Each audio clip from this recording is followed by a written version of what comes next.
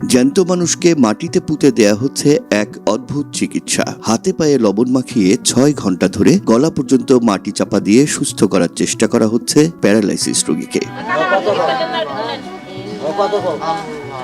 রোগীকে মাটিতে পুঁতে রেখে এমন অদ্ভুত চিকিৎসার ঘটনা ঘটেছে বগুড়ার সারিয়াকান্দি উপজেলায়। বাতাস না গেলেন তো আমরা এই মাটির মধ্যে এক গলা গাঁথা করে পুঁতে তুই আবার বেশি বেশি ভাত গাছ করে উপজেলা সদর থেকে মাত্র 2 কিলোমিটার দূরে যমুনা তীরবর্তী গ্রামটির বাসিন্দারা দাবি করেন এমন চিকিৎসা এর আগেও করা হয়েছে এই এলাকায়। প্যারালাইসিস রোগের চিকিৎসায় ডাক্তারদের প্রতি মোটেও আস্থা নেই তাদের, তাই চলে এমন উদ্ভট চিকিৎসা। ডাক্তার কাছে ওটা পঙ্গু, ওটা মরা, ওটা একবারে ফেলে দেওয়ানো ওই রোগী। ওই রোগীকে আর দিন জানি ভরা বাঁচার পাবেন না। দিন কয়েক আগে হঠাৎ করেই বাম হাত পা অবশ হয়ে যায় সত্তর্ধ ভুলু মণ্ডলের। স্থানীয় কবিরাজ মিলনকে দিয়ে ঝাড়ফুঁক করালেও তাতে কোনো কাজ না হয় তারই পরামর্শে শুরু হয় গর্ত বা মাটি চিকিৎসা। প্রতিবেশীদের সহযোগিতায় বাড়ির উঠোনে খোঁড়া হয় গর্ত। সেই গর্তে ভুলু মণ্ডলকে শুয়ে 5 কেজি লবণ দিয়ে মুখমণ্ডল বাদে পুরো শরীর মাটি চাপা দিয়ে রাখা হয় প্রায় 6 ঘন্টা।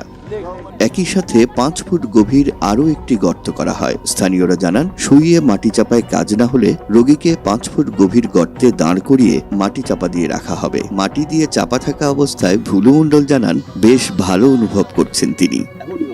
এখন একটু ভালো ধার আছে।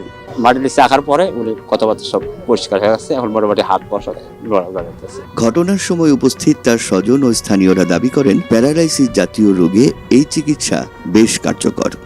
গ্রামের অন্তত শতাধিক নারী পুরুষ নানা বয়সী মানুষের সে ভিড়ে কারোর সাথেই কথা বলে মনে হয়নি অবাক হয়েছেন কেউ এমন কাণ্ডে। তারা মনে করেন হাসপাতালে নেওয়া হলেই বাঁচানো কঠিন হবে ভুলু মণ্ডলকে। আমরা এরকম ভাবে হাসপাতাল নিয়ে না, হাসপাতাল নিলে আরো ন্যাংরা হয়ে থাকে। মিলন নামে একটা কবিরাজ আছে, ওই ছেলেটা এসে ঝাড়ার পরে ভালো হয়ে গেছে আমরা দেখলাম।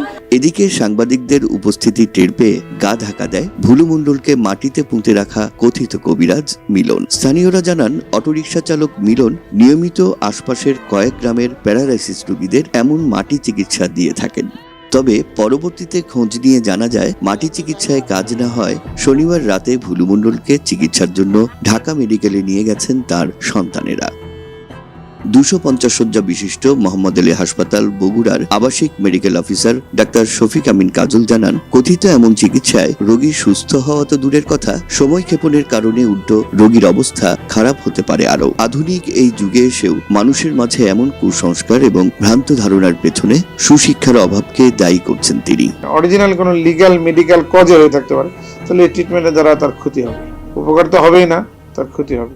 সময়টা নষ্ট হলো এবং মানে অনেক সময় এগুলো একটা পজিশনিংয়ের ব্যাপার থাকে, পোস্টারেরও ব্যাপার থাকে। আমরা তো দেখেন যে একটা যে কোনো মানুষ আহত হলে বা যে কোনো মানুষের ভাঙাচোরা হয়ে গেলে তখন আমরা দেখি যে একটা নির্দিষ্ট পোস্টার মেনটেন করে এক জায়গা থেকে আরেকজন ট্রান্সফারের কথা। সেখানে উনি বালির মধ্যে মানে লবণ তো একটা ভালো জিনিস কখনোই নয়, তাই না?